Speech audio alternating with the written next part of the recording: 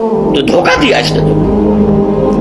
ویسے دنیا کی زندگی دھوکہ نہیں ہے، بڑی حقیقت ہے، اس لیے کہ حضور نے فرمایا انما دنیا مزرعۃ الآخرہ، یہ دنیا آخرت کی کھیتی ہے، یہاں بو گے تو وہاں کاٹو گے، یہاں کچھ کمائی کرو گے تو وہاں اس کا بدلہ ملے گا۔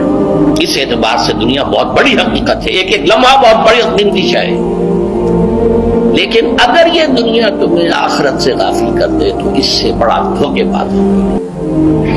یہ اصل دجال ہے۔ میں نے تقریباً 60 برس کی عمر کو جب میں پہنچا تھا تو موت کا انتظار شروع کر دیا تھا۔ میرے قریبی احباب کو معلوم ہے، میں کہتا رہا، یہ بھی کہتا رہا کہ بھائی میں اپنے حصے کا کام کر چکا ہوں، جتنی صلاحیت اللہ نے دی تھی، جتنی بھی میرے اندر استعداد تھی، میں اس کو بھرپور طریقے پر استعمال کر چکا ہوں۔ دم واپسی برسرے راہ ہے عزیز و اب اللہ ہی اللہ ہے، یہ میرا معاملہ رہا ہے 60 برس کی عمر سے۔ اس کے بعد اللہ نے مزید 14 برس دیے ہیں، یہ نافلۃ لک کے درجے میں کہتا ہوں، اس کا اللہ کا عطیہ خصوصی ہے، نفل ہے، ہمیشہ کہتا رہا ہوں۔ مصنون زندگی تو 61 برس ہے ہمارے حساب سے۔ علامہ اقبال کے بارے میں سنا ہے کہ رویا کرتے تھے کہ میری عمر حضور کی عمر سے زیادہ بن گئی، وہ 6 مہینے کم ہی رہی ہے حضور کی عمر سے۔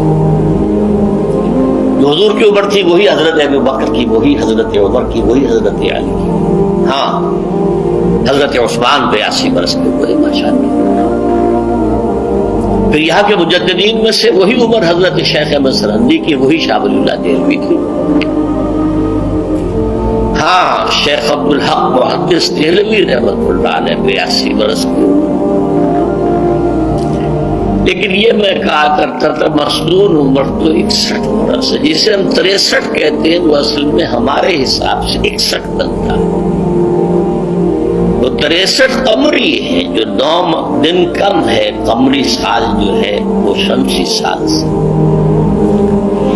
بہرحال میں اس وقت سے منتظر تھا، لیکن جو بھی وقت اللہ نے دیا ہے اللہ کا شکر ہے، وہ مفید کاموں میں لگا ہے۔ لیکن خاص طور پر میں سمجھتا ہوں کہ اللہ کا مجھ پر سب سے بڑا احسان